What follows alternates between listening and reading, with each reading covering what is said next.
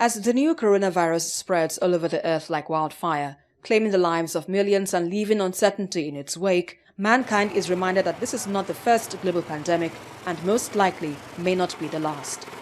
Conservationists say the constant bushfires and the destruction of other natural habitats displaced wildlife and pathogen from their natural hosts and created a shortcut for them into human populations. If you neglect the environment, it is coming back to us.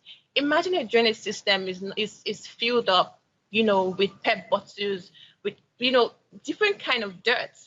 And then you expect that the people in the environment will not be affected with malaria.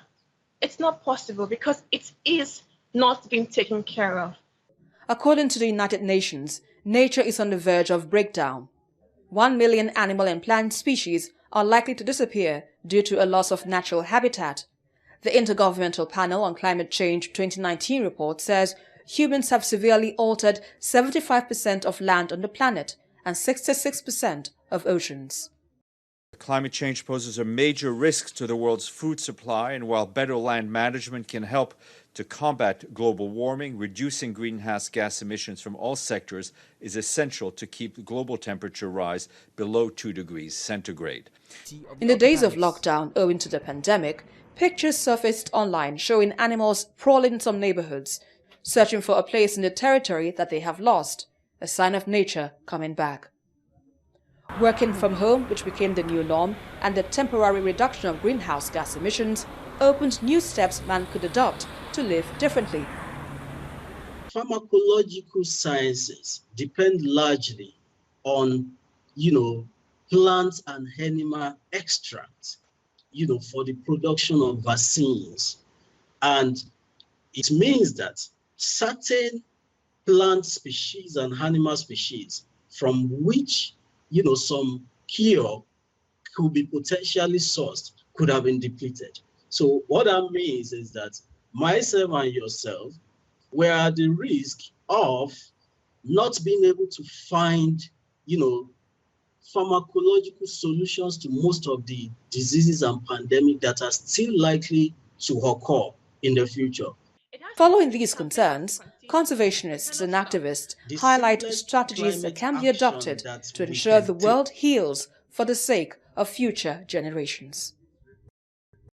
It starts with one person first, directly, not indirectly, not, cleaning for them. They need to understand it first and say, okay, I'm taking action for myself. And then they preach it to another person. It has to be continued. The campaign has to continue. We cannot stop. It has to be continuous. The simplest climate action that we can take, honestly, is to plant trees. Now, why are we doing that? Look, a single mature tree, an average mature tree, can absorb about 0.024 tons of carbon dioxide equivalent per annum. So what that means is if you plant 1,000 trees will be able to trap 24 tons of carbon dioxide equivalent per annum at maturity.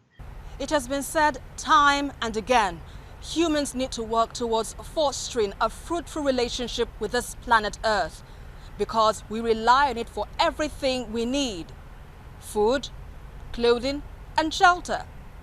It is not just about knowing these things, but the will to follow through the suggestions and action plans laid down to preserve and protect this place we call home. Esther Mokwariola, TVC News, Lagos.